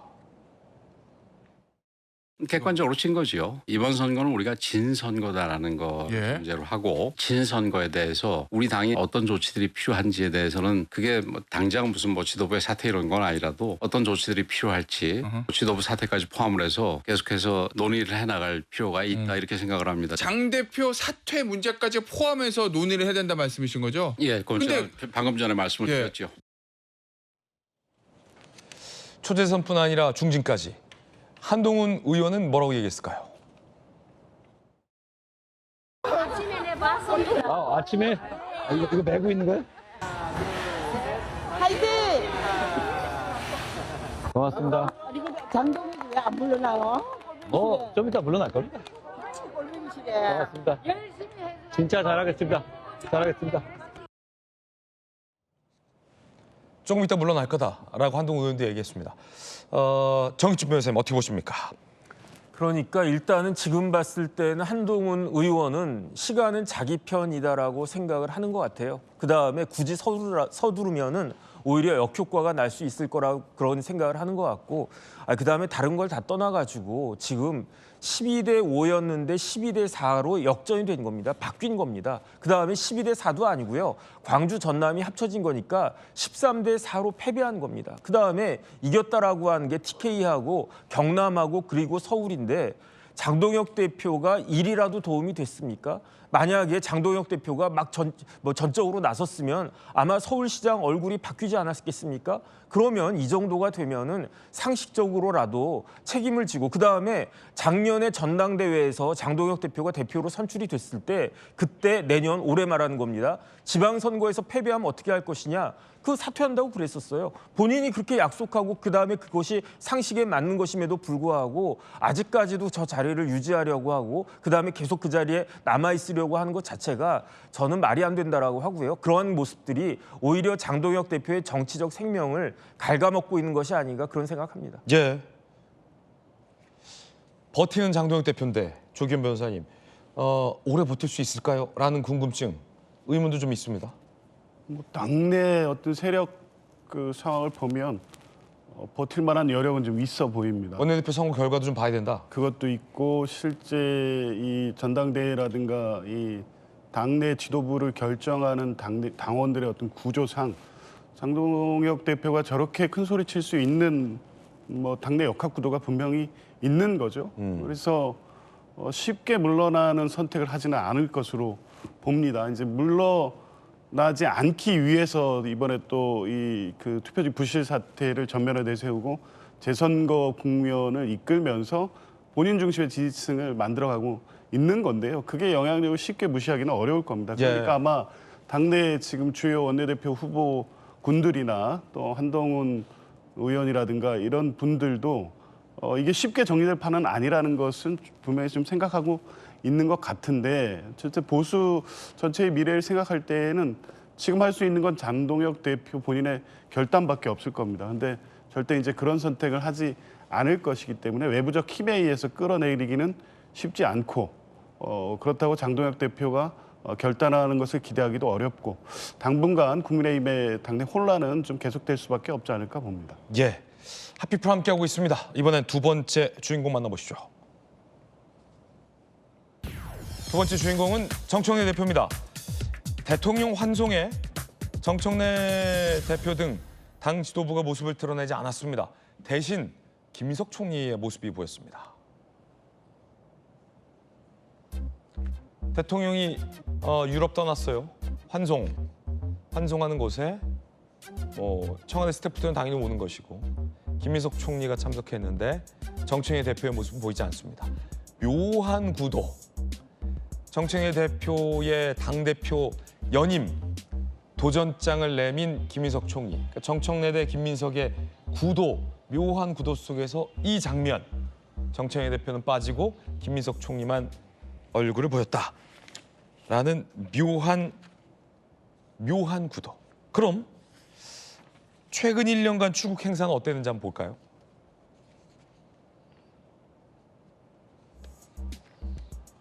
정청래 대표 출국 때마다 공항을 찾았다는 거예요. 있죠, 얼굴 있죠. 8월에, 9월에, 10월에, 11월에, 1월에, 3월에. 그런데 왜 이번엔 안 왔을까, 못 왔을까? 안 갔을까, 안 불렀을까? 양태형 변호사님, 안 간 겁니까, 못 간 겁니까? 사실 뭐 전 둘 다라고 보고요. 그러니까 지금 상황이 뭐 선관위 사태가 워낙 지금 뭐 국민적인 분노와 또 이제 지금 이거는 뭐 여당 야당의 문제가 아니라 정말 국가적인 진짜 사활을 걸고 개혁을 해야 되는 중대한 사항이고 사실 그 문제를 해결할 수 있는 키는 국회에 있다고 봅니다. 그렇기 때문에 입법부 특히 여당 대표가 뭐 대통령 유럽 환송 행사도 중요하지만 그거보다는 이제 국회에서 어떻게 선관위 문제를 제대로 해결할 수 있을지에 대해서 머리를 맞대고 고민하는 것이 더 중요하다는 그런 생각일 수도 있고요. 또 자칫 사실 저렇게 뭐 당대표가 대통령과 이렇게 화기애애의 모습을 보이는 것이 지금 선관위 문제로 지금 많은 청년들이 분노하고 있는 이런 상황에서 오히려 더 이게 지금 사안의 중대성을 인지하지 못하고 있다는 비판도 있기 때문에 여러 가지 정무적인 사항을 고려해서 가지 않은 것이라고 보는 것이 맞을 것 같습니다. 자, 그렇다면 민주당 의원들 반응은 어떨까요? 일정이 메시지다. 정 대표가 안 간 게 아니고 못 간 거야. 라는 인터뷰를 합니다. 선거 직후 후임 총리 지명하면서 차기 당대표는 김민석이란 메시지를 준 거야. 라고도 얘기합니다. 서로 다른 신문에서. 또 다른 민주당 의원. 당원들에게 누구를 지지하는지 명확한 신호를 준 거야. 라고도 얘기합니다. 안 간 게 아니라 못 간 거야. 라는 해석들이 민주당 의원들에게서 나오고 있다는 건데 조규현 변호사님, 안 간 게 아니라 못 간 거다. 이거 되게 묘해요. 그러니까 당권 경쟁이 이제 시작됐기 때문에 시작됐죠. 하나하나의 의미 부여를 의원들은 하게 될 겁니다. 네네. 이 상황을 이 대통령이 김민석 전 총리에 대한 전 총리는 아니죠. 예, 지지의 의사 표시가 아니냐라는 의심의 눈초리를 갖고 볼 수도 있다고 보는데요. 저는 지금 청와대의 그 입장이라든가 당대표 쪽의 입장을 봐도 그렇게 오해 살 만한 어떤 의도를 가지고 한 것은 아니라고 봅니다. 네. 굳이 환송 행사에 얼굴 안 비치는 정도로 대통령의 어떤 정치적 의사를 표현할 정도로 그렇게 정치를 그렇게 해오신 분이 아니잖아요. 뭐 그런 부분까지 고려하면 저는 뭐 저런 문제로 해서 대통령이 김민석 총리에게 힘을 싣고 정청래 대표의 어떤 각을 세우면서 향후 당권 구도에 직간접적 영향을 미치려는 의도가 여기에 반영됐다고 보지는 않고요. 제가 볼 때는 귀국 행사 때는 가지 않을까요? 좀 이 상황 자체는 그냥 자연스러운 상황으로 보지 당권과 관련된 어떤 청와대 대통령의 의지나 메시지가 들어있는 장면으로 해석하는 것은 좀 과도하다고 봅니다. 네. 그럼 정청래 대표는 적이 없었잖아요. 어디 갔을까요? 이 묘합니다. 친청 의원택과 오찬, 선운사 방문. 급한 일정은 아니었다. 이거 묘합니다. 안영환 의원님. 아까 일정이 메시지다라는 어느 민주당 의원의 이야기가 있었습니다만 맞는 이야기입니다. 대통령이 어느 날 어느 장소에 간다는 건 그게 메시지인 겁니다. 네네. 어느 날 누구를 만나는가 그게 메시지고요. 저도 사실 민주당 내부 사정을 잘은 모릅니다만은 현재 언론에 나오는 것, 그다음에 이제 현재 상황을 본다면은 정청래 의원이 어찌 됐든 어떤 의도에서든 간에 배제된 것은 맞습니다. 왜냐하면은 일단 김민석 총리 같은 경우는 대개 지금까지 환송 행사에는 참여하지 않았습니다. 귀국 때 대통령의 귀국 때는 참여를 해가지고 공항에서 영접을 하는 경우가 대부분이었어요. 처음 있는 일입니다. 그런데 당 대표는 앞서 보도 나왔습니다만은 계속 환송 행사에 참여를 해왔어요. 그런데 이번에는 빠졌다? 왜지? 이런 의문이 생길 수밖에 없는 것이죠. 두 번째는 그럼 정청래 대표가 일정이 있어가지고 고유의 일정이 있어서 빠지냐? 그것도 아니고 갑자기 이원택 당선자를 만나러 전주를 내려갔다는 거 아니겠습니까? 그다음에 이제 뭐 선운사를 방문했다는 것은 굉장히 여유가 있었다는 거예요. 사실 뭐 청와대 설명처럼 지금 저기 뭐 선관위 사태도 이런 복잡한 문제 있기 때문에 부르지 않았다면 지금 당에서 지휘를 해야 되는 겁니다. 선관위 문제에 대해서 어떻게 해야 될 것인가. 그런데 여유 있게 전라북도를 내려가서 당선자, 그것도 친청계로 알려진 당선자를 만나서 식사하고 선운사를 방문했다. 이건 청와대 해명과 좀 엇갈리는 것이죠. 그러네요. 네, 청와대는 지금 바빠서 긴급한 상황인데 저를 방문했다? 전 도저히 납득이 되지 않은 것 같고요. 어찌됐든 대통령이 뭔가 메시지를 보내고 있는 것은 사실인 것 같습니다. 지금 김민석 총리가 이 시기에 사퇴를 할 때 대통령의 허락이 없이 본인의 뜻만으로 총리직을 내놓겠습니까? 그건 쉽지 않습니다. 대한민국의 권력 구도 하에서요. 아마도 나 당대표직에 나가겠다. 그럼 열심히 해봐라. 이 정도 이야기 충분히 했을 것이고, 그런데 이제 이번에 총리가 환송식에 나타났다. 대신 강력한 경쟁자로 보이는 정청래 당대표 나타나지 않았다. 이건 메시지로 보일 수밖에 없는 거거든요. 지난번에 많은 민주당 관계자들이 그런 이야기를 하고 있었습니다. 박창대 후보의 지난번 당대표 선거 때요. 정청래 대표와 경쟁을 했던 그 시기에 이재명 대통령의 뜻은 박창대 당시 원내대표였죠. 이게 있다라고 했음에도 불구하고 정청래 현 대표한테 졌다. 그러니까 굉장히 당혹스러웠다 이런 이야기를 들었습니다. 저도. 그렇기 때문에 이번에는 확실하게 힘을 실어주기 위한 것이 아닌가라는 그런 생각이 들 수밖에 없는 상황이거든요. 그래서 지금 굉장히 민주당의 내부 사정이 이제 이번 대통령이 순방을 끝마치고 돌아오고 공식적인 선거가 들어선다면은 민주당의 내분이 아마도 내부 사정이 신문 정치면의 헤드라인을 장식할 날이 곧 다가올 것 같습니다. 그런가 하면 대통령이 묘한 발언을 했습니다. 정치적으로 해석이 다양한 건데 어떤 발언인지 한번 들어보시죠. 욕설 잘한다고 강한 당이 되지는 않아요. 그런 사람 가끔 있더라고요. 세게 얘기하면 되는 줄 알고 반말에 모욕적으로 거의 폭언인지 주장인지 알 수 없는. 그럴 때마다 다 떨어져 나가죠. 소수만 남겠죠. 이길 거를 졌다. 또 이겨야 되는 곳을 졌다고 하면 그건 문제가 다르죠. 최소한 성공은 아니죠. 표정은 중립이 잘 안 되더라고. 중립하려고 노력했어요. 도대체 납득할 수 없는 상황이 벌어지긴 했지만 그 조사도 우리 국민이 저에게 또는 이 정권에 주는 경고다. 자, 혹시 이게 누구를 겨냥한 발언일까라는 논란인 겁니다.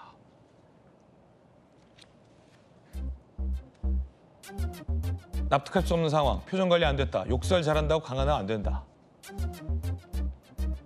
그런가 하면 내각, 특히 이제 김민석 총리를 겨냥해서 이렇게 단기간에 구체적 성과를 낸 내각이 있을까? 이제는 다른 역할 맡는 게 걱정이다. 극과 극의 평가가 아니냐라는 정치 해석이 나옵니다. 정치면에서 어떻게 보십니까? 욕설 잘한다. 그 누구 얘기하는 겁니까? 그거는 잘 모르겠고요. 네. 그다음에 이제 제가 봤을 때 지금까지 이재명 대통령이 대통령 되신 지 딱 1년 됐습니다. 작년 6월 4일부터니까 오늘이 한 6월 10일이니까 딱 1년 되지 않았습니까? 그런데 지난 1년 동안 제일 유명한 단어가 뭐였냐면 명청 갈등이었는데요. 제 생각에는 지금부터는 명청 갈등이 아니라 명청 전쟁이 개전한 것이다라고 저는 생각을 합니다. 왜냐하면 그다음에 정청래 대표가 왜 그 공항에 안 나가고 물론 나오지 말라고 했다 해서 못 갔다는 그런 이야기도 있지만 그렇다고 해가지고 왜 서울에 있지 않고 왜 전라북도를 갔습니까? 제가 봤을 때는요. 정청래 대표는 이제 전쟁이 벌어졌고 화력을 보강하기 위해서 자신의 우군이 있는 이원택 지사한테 간 거 아닌가? 호남에 간 것이 아닌가? 저는 그런 생각이 들고요. 그다음에 이재명 대통령의 명심은 다 기억하시겠지만 작년에도 있었어요. 작년에도 2025년에도 명심은 정청래한테 있지 않았습니다. 그때 명심은 누구한테 있었습니까? 요번에 인천시장 된 박찬대 당시 원내대표한테 있었어요. 그런데 그럼에도 불구하고 대통령이 당선된 직후임에도 불구하고 정청래 대표가 대단한 게 그 역풍을 뚫고 당대표가 된 거 아니겠습니까? 그렇죠. 그러니까 그 힘을 믿고 대통령에 대해서 이렇게 저렇게 뭐 순방 갔다 오면 또 뭐 하고 계속 그런 딴지를 갖다가 놨었잖아요. 그러다가 이제 이번 지방선거에서 아주 큰 일이 벌어져가지고 이길 때를 다 지고 그다음에 납득할 수 없는 상황이 딱 벌어졌으니까 그러니까 이재명 대통령의 반격이 일어난 거고 그러니까 정청래 대표 입장에서는 수세에 몰릴 수밖에 없는 거고 그다음에 더 이상 이재명 대통령은요 정청래 대표하고 같이 당정을 논의할 수가 없다 이 생각을 한 거고 그렇다라고 하면 누가 내 파트너가 돼야 되느냐 김민석 총리가 돼야 된다라고 하는 것을 작년보다도 더 노골적으로 이야기하는 것이 아닌가 저는 그런 생각이 들고요. 이러한 부분들에 대해서 민주당의 당원들이 어떤 선택을 할 것인지가 뭐 한 이제 2달쯤 남은 것 같은데 굉장히 흥미롭지 않나 그 생각 듭니다. 네, 정혁진 변호사님의 개인적인 해석까지 전해드렸습니다. 핫피플 함께하고 있습니다. 세 번째 주인공 만나보시죠. 전쟁 기념관이 낸 이 교육 자료가 논란입니다. 6.25 전쟁 교육 포스터에 난데없는 항미 원조가 들어가 있기 때문입니다. 자, 호국보훈의 날이에요. 6.25 전쟁 서로 다른 해석이라며 압록강을 바라보는 두 시선 이라며 항미 원조라고 이제 중국 깃발까지 쓴 그림을 나란히 배치했습니다. 아시다시피 항미 원조는 미국의 침략에 맞서 북한을 돕는다라는 중국이 가해자의 입장을 정당화하기 위해 내세운 논리입니다. 즉, 그 6.25 전쟁은 미국의 침략 전쟁이다라는 인식이 깔려있는 게 항미 원조인데 중국 전쟁 기념관도 아니고 대한민국 국방부 산하의 전쟁 기념관이 6.25 전쟁 그것도 호국보훈의 날에 마치 미국과 이 같은 동맹국이었던 대한민국이 침략 전쟁이다라는 왜곡된 역사 인식의 항미 원조를 나란히 소개해서 논란이 일고 있는 겁니다. 이거 부적절해 보이는데요, 조균 변호사님? 매우 부적절해 보입니다. 예.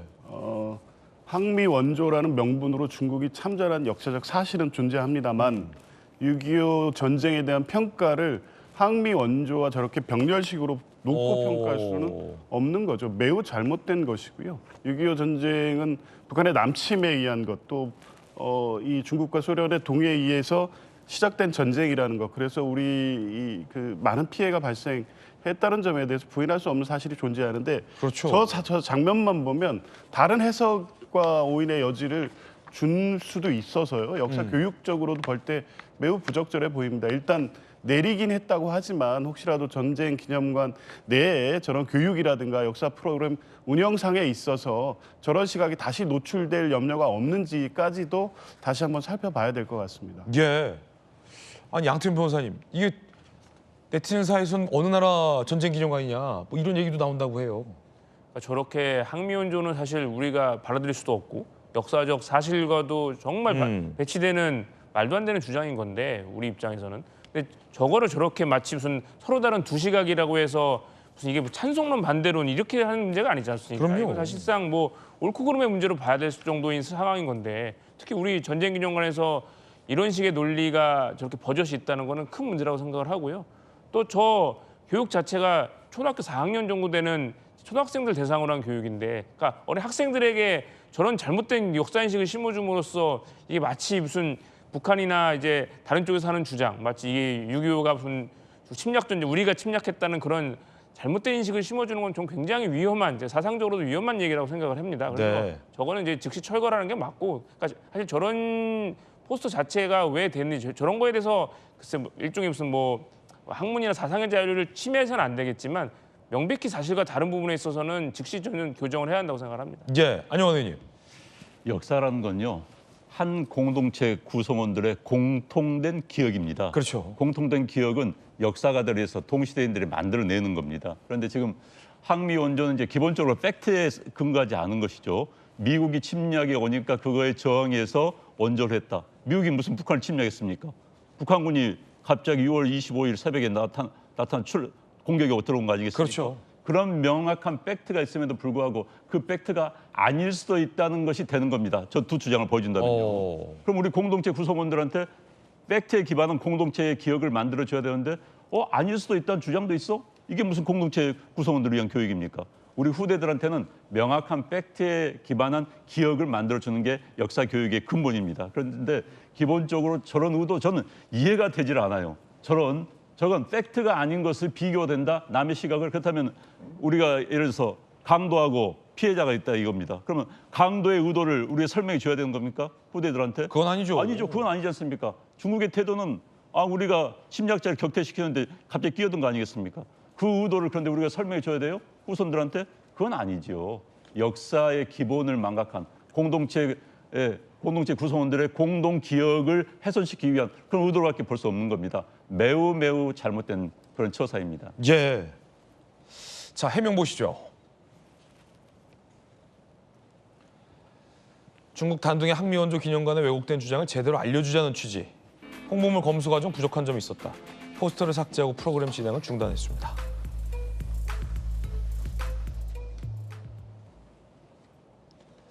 저 포스터에 어디 저 항미원조라는 주장이 왜곡돼 있다라는 설명이 들어있습니까? 해명조차 부적절했다는 게 전문가들의 중론입니다. 이러면 안 됩니다. 다음 소식입니다. 젠슨 황이 강렬한 인상을 남기고 돌아갔습니다. 장호림 기자가 취재했습니다.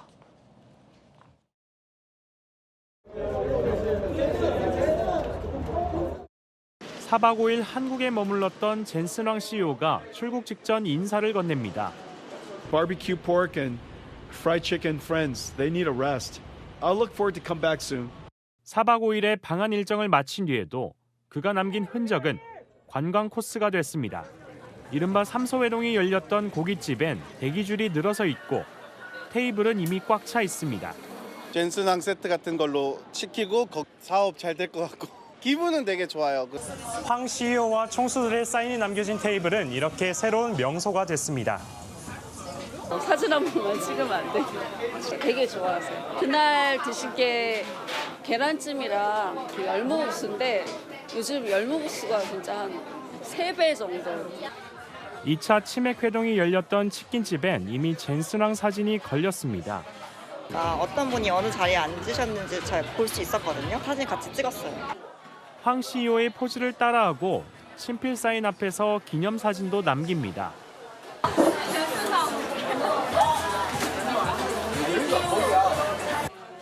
해당 치킨 프랜차이즈는 젠슨 황 세트 출시도 검토 중입니다. 채널A 뉴스 장호림입니다. 전국민 법 선생님과 함께 일상에서 헷갈렸던 법 상식을 사건을 통해서 알아보는 시간입니다. 돌직구 강력반 시작하겠습니다. 검찰 엘리트 출신, 청와대에도 있었던 김우석 변호사님 나오셨습니다. 어서 오세요. 안녕하세요. 자, 전국민 법 선생님과 함께 풀어볼 첫 번째 강력 사건의 단서부터 보시죠. 오, 제주도와 차량인데요. 어떤 사건일까요? 제주도와 차량. 제주 도의원이 9년간 무면허 운전했다. 어허. 주인공은 현지홍, 민주당 제주도 의원인데요. 2017년에 운전면허 갱신 안 해서 면허가 취소됐는데요. 올해 3월에, 그러니까 9년 뒤죠. 무면허 운전으로 적발된 거예요. 무면허 운전으로. 동승자와 운전자 바꿔치기까지 합니다. 8년 10개월 무면허. 자, 민주당의 현지홍 제주도의원은요. 잦은 이사와 정당 활동 때문에 우편물을 제때 확인하지 못했다며 도의원직을 사퇴했습니다. 아니, 변호사님. 네. 이게 해명이 맞는 겁니까? 이게 이제 보통 무면허 운전으로 단속되는 경우가 되게 여러 가지가 있는데 제일 네. 흔한 건 이제 뭐 음주운전 이렇게 해서 면허 취소되는 경우가 제일 흔한 거고요. 이렇게 면허 갱신을 안 해가지고 무면허가 되는 사례들이 아주 가끔씩 있습니다. 그러면 이런 분들이 이제 보통 수사기관에 와서 하시는 말씀이 지금 이 제주도 의원 하는 말이랑 똑같아요. 그러니까 내가 뭐 돌아다니다 보니까 갱신하라는 통지 같은 걸 제대로 못 받다 보니까 내가 이거 갱신해야 되는 거를 모르고 무면허 운전이 됐다. 이거 내가 뭐 일부러 무면허 운전한 건 아닌데 이거 좀 어떻게 안 되겠냐. 뭐 이런 식의 변명을 많이 하는데 대부분 보면 운전면허증 자체에 유효기간이 명시되어 있어요. 그렇죠. 그리고 운전면허라고 하는 거는 그 사람의 건강 상태에 따라서 운전을 할 수 있는 상태인가 이런 이슈가 있을 수도 있거든요. 그래서 일정 기간이 지나면 아, 이 사람 면허를 보유하고 있는 게 맞는지 재확인하는 절차가 당연히 들어가게 되어 있고 이거는 이제 연령에 따라서도 약간 기간이 좀 다르기도 하고요. 네. 그러니까 아예 그냥 적성 검사 기간이라고 써 있을 때 당연히 해야 되는 거거든요. 그래서 내가 몰랐다 이런 얘기가 사실 뭐 말이 되지는 않는 겁니다. 예. 더군다나 이제 도 의원께서 무면허로 운전을 하고 걸리자 운전자 바꿔치기 시도도 했다. 운전자 바꿔치기 시도했다라는 그 대목 어떻게 봐야 됩니까? 운전자 바꿔치기는 사실 되게 심각한 거예요. 이게 이제 운전자를 바꿔치기 한다는 것 자체가 어떤 의미가 담고 있냐면 내가 저지른 범죄를 은폐하는 거잖아요. 그러면 이게 법률적으로는 범인 도피죄라는 게 성립이 가능합니다. 네. 그래서 내가 내 스스로의 범죄를 은폐하는 것 자체는 아 그거 뭐 인간의 본성상 자기 방어라는 측면에서 그럴 수도 있다라고 봐서 자기 범인 도피를 처벌하지는 않습니다만 다른 사람을 시켜서 야 네가 범죄 저지른 걸로 해라. 이거는 다른 사람이 나를 도피시켜 주도록 시킨 거잖아요. 예. 이거는 죄가 돼요. 이런 건 범인 도피 교사죄가 되고요. 그러니까 운전자 바꿔치기를 해서 내가 운전 안 했는데 내가 운전했다라고 얘기하면 나는 범인 도피죄가 돼요. 이게 넓은 측면에서 보면 이런 게 사법 방해죄의 범주에 들어가는 거거든요. 그래서 이게 어떻게 생각해 보면 무면허 운전보다 훨씬 더 중한 범죄가 됩니다. 네. 이게 좀 부적절한 건데 이게 뭐 무면허 운전 사실 알려지니까 사퇴한 것도 있겠지만 운전자 바꿔치기 한 게 사실이라고 하면 그것 때문에 사퇴했을 가능성이 더 높다고 생각이 들어요. 네. 둘 다 부적절했다라는 질타였습니다. 그런가 하면 이런 사건도 있습니다. 무면허 운전 차량이 사고를 냈는데 운전대를 잡은 운전자의 정체가 충격적입니다. 영상부터 보시죠. 새벽 시간 광주 서구의 한 도로, 경차 한 대가 빠른 속도로 도로를 질주합니다. 그 뒤를 경찰차가 쫓습니다. 보이시죠? 경찰차 추적에도 속도를 줄이지 않고 사거리로 진입해 우회전을 하더니 결국 도로 옆 연석을 들이받습니다. 이 사고로 안에 타고 있던 5명이 다쳤습니다. 어유, 사고 크게 났어요. 놀랍게도 이들은 모두 중학생이었습니다. 아니 반장님, 변호사님 이거 어떻게 된 겁니까? 이런 사건이 사실 심심치 않게 자주 발생합니다. 그래요? 예, 옛날에는 이렇게 자동차가 아니라 오토바이였어요. 예. 그러니까 오토바이 무면허 운전을 청소년들이 하는 경우가 사실 되게 많았었거든요. 근데 요즘에는 보면 저렇게 뭐 부모차라든가 이런 거를 몰래 빼가지고 사고 일으키는 경우가 많아요. 근데 이게 사실 보면 무면허 운전이라는 게 그 뭐 앵커님 지나가시다가 뭐 괜히 경찰이 세워가지고 면허증 봅시다 이런 일 없잖아요. 예. 이게 보면 뭔가 사고를 일으키거나 교통사고를 일으키거나 아니면 신호 위반을 했거나 뭔가 교통적으로 문제를 일으켰을 때 이제 면허를 보자고 하거든요. 그렇군요. 그래서 이제 여기도 보면 사고 나서 지금 적발이 됐고 아마 경찰이 추격한 거는 과속해서 아마 추격을 했을 거예요. 근데 요즘 하나 제가 시청자님들한테 좀 말씀드리고 싶은 것이 요즘 무면허 운전 단속하는 시스템이 옛날에는 무슨 이슈가 생겼을 때 면허증 봅시다 이런 시스템이었는데 요즘 경찰이 이제 AI 시대에 고도화돼가지고 네. 번호판을 자동으로 인식해서 그 번호판에 차주가 면허가 있는지를 조회해가지고요. 너무 신기하네요. 이렇게 해서 이제 그 순찰차라든가 순찰차에 보면 이런 시스템이 있어서 저 차 차주가 면허가 없다 이런 걸 알려줘요. 그러면 경찰관이 그 차 차주를 따라가서 당신 면허증 봅시다 해가지고 무면허 운전으로 단속되는 경우가 요즘 이제 꽤 생기고 있습니다. 정말 신기하네요. 네, 그러니까 이게 되게 보면 내가 뭐 아무것도 안 했는데 난 어떻게 쫓아왔지 이렇게 생각을 하는데 요즘 번호판 보고 자동 인식하는 시스템이 있습니다. 그러니까 무면허 운전을 이제 뭐 사고만 안 내고 뭐 문제만 안 일으키면 괜찮은 거 아니야? 이렇게 생각하시고 함부로 하시는 경우가 있는데 지금 이제 그러면 좀 문제될 수 있는 상황이다. 이런 말씀을 좀 드리고 싶습니다. 네, 강력 사건 함께하고 있습니다. 이번에 두 번째 사건 만나보시죠. 자, 두 번째 사건의 단서는 뭘까요? BTS, 우리의 BTS인데 어떤 사건일까요? 숙소문의 BTS 일본 팬의 욕설 논란. 부산 공연 6월 12일, 13일 예약 무단 취소되는 사례 자주 들어 불안해서 물어본 것인데 믿기 어려운 답변. 자, 내용을 보면 이렇게 크게 좀 한번 볼까요? 욕설로 응대했다는 겁니다. 별 거지 같은 띠띠띠 다 있노. 예약 취소 수고하세요라고 이제 욕설로 해외 팬에게 응대를 한 겁니다. 변호사님, 이거 굉장히 부적절하죠? 엄청 부적절하죠. 저건 해외 팬한테 저렇게 욕설해도 부적절한 건 당연한 거고 네. 국내에 있는 사람한테도 저렇게 하는 건 저건 말도 안 되는 거죠. 말도 안 되는 거죠. 아니, 저게 누가 저렇게 했는지 잘 모르겠는데 만약에 가게 주인이 저렇게 했다고 하면 뭐 그 가게 당연히 뭐 문 닫아야 될 상황인 것 같고 만약에 가게 종업원이 귀찮아가지고 저런 식으로 응대했다고 하면 종업원 교육을 좀 제대로 시켜야 되는 상황이 아닌가 싶어요. 저게 저렇게 하면 뭐 저 같으면 절대 저기 안 갈 것 같고 절대 저기 안 가죠. 여기 뭐 이런 데가 다 있냐 이럴 것 같거든요. 좀 많이 부적절한 것 같습니다. 이게 뭐 모욕죄나 이렇게 해당은 안 됩니까? 딱 보면 욕설한 거잖아요. 네. 욕설한 거여가지고 모욕죄 될 것 같은 생각이 좀 드시죠? 예. 근데 모욕죄가 법률적으로는 안 돼요. 그래요? 범죄로서의 모욕죄는 약간 이런 거거든요. 사람을 죽이면 살인이고요. 사람을 때리면 그건 이제 뭐 상해나 폭행 되겠죠. 근데 사람의 명예를 때리는 게 죄가 됩니다. 그게 우리가 얘기하는 명예훼손 모욕죄거든요. 그러면 이건 무슨 말이냐면 사람의 명예를 공격한다고 하는 거는 다른 사람이 있을 때 공격한다는 게 돼요. 이게 우리가 이제 뭐 얼굴을 못 들고 다닌다 이런 얘기가 있는데 이게 명예훼손을 바로 나타내는 거거든요. 다른 사람 앞에서 창피해서 고개 들고 다니지 못하게 하는 거예요. 그래서 요렇게 그 공공연하게 다른 사람의 명예를 훼손하거나 모욕을 하면 처벌하는 게 이제 우리 형법인데 지금 이 케이스는 보면 남들 앞에서 한 건 아니잖아요. 그러니까 1대1 상황에서 저런 식으로 욕설하면 이거는 범죄로서의 모욕죄가 되지는 않거든요. 그래서 모욕죄로 처벌은 안 되는데 그럼 이게 민사상의 불법행위 아니냐? 불법행위죠. 불법행위죠. 인격을 모독한 거니까 민사상으로는 뭐 손해배상 책임이라든가 이런 걸 져야 될 것이기는 한데 형사상으로는 모욕죄가 되지는 않아요. 그래서 이게 보면 너무 화가 나가지고 이런 경우에 이제 모욕죄로 고소하시고 신고하시는 경우들이 있는데 그게 이제 범죄는 아니다. 이런 말씀을 좀 드리고 싶습니다. 물론 민사상 불법행위는 맞습니다. 자, 의외의 법률 상식 오늘도 하나 배운 것 같습니다. 이어서 세 번째 사건 풀어보시죠. 세 번째 강력 사건의 단서는 나나 씨.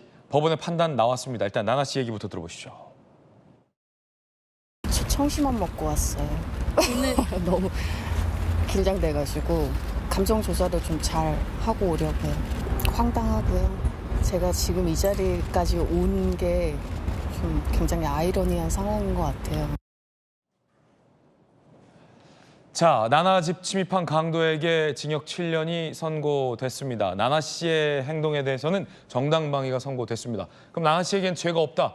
우리 변호사님께서 말씀해 주신 대로 판결이 그대로 나왔네요. 네, 저기서 뭐 나나 씨 당연히 죄가 없다라고 나오겠죠. 원래 자력구제라는 거는 자기가 불법을 당했을 때 자기 힘으로 이걸 방어하는 거는 법치주의 국가에선 허용하지는 않아요. 법에 호소해야 되는 거거든요. 근데 현재 급박하게 나를 공격하는데 당연히 방어할 수밖에 없는 거잖아요. 근데 이게 정당방위라고 해서 다른 사람한테 이때는 상해를 가해도 법률적으로는 위법성이 없다. 그래서 처벌하지 않는 거고 지금 나나 씨가 저런 상황인 겁니다. 이거는 당연한 거고 되려 저 가해자인 강도범이 나나 씨를 막 살인미수 이런 걸로 고소했잖아요. 저 이거 보면 너무 황당하고 이렇게 반성 안 하고 되려 피해자를 억울하게 공격하는 이런 사람을 처벌을 타는 건 당연한데 법원이 지금 징역 7년을 하셨는데 좀 저게 맞나? 이런 생각이 좀 듭니다. 그렇군요. 자, 오늘도 정부인 법 선생님 김우석 변호사님과 함께 세 가지 사건과 더 헷갈렸던 법 상식에 대해서 제대로 공부할 수 있었습니다. 변호사님 감사합니다. 감사합니다. 저희들은 60초 광고 보고 돌아오겠습니다. 잠시 후에 뵙죠. 오늘 저희가 준비한 소식 모두 다 전해드렸습니다. 잠시 후 아래 주소에서 김진의 더 라방이 시작됩니다. 최고의 전문가들과 함께합니다. 잠시 후에 뵙죠. 오늘 하루는 분명 어제보다 나을 겁니다. 좋은 하루 되십시오. 고맙습니다.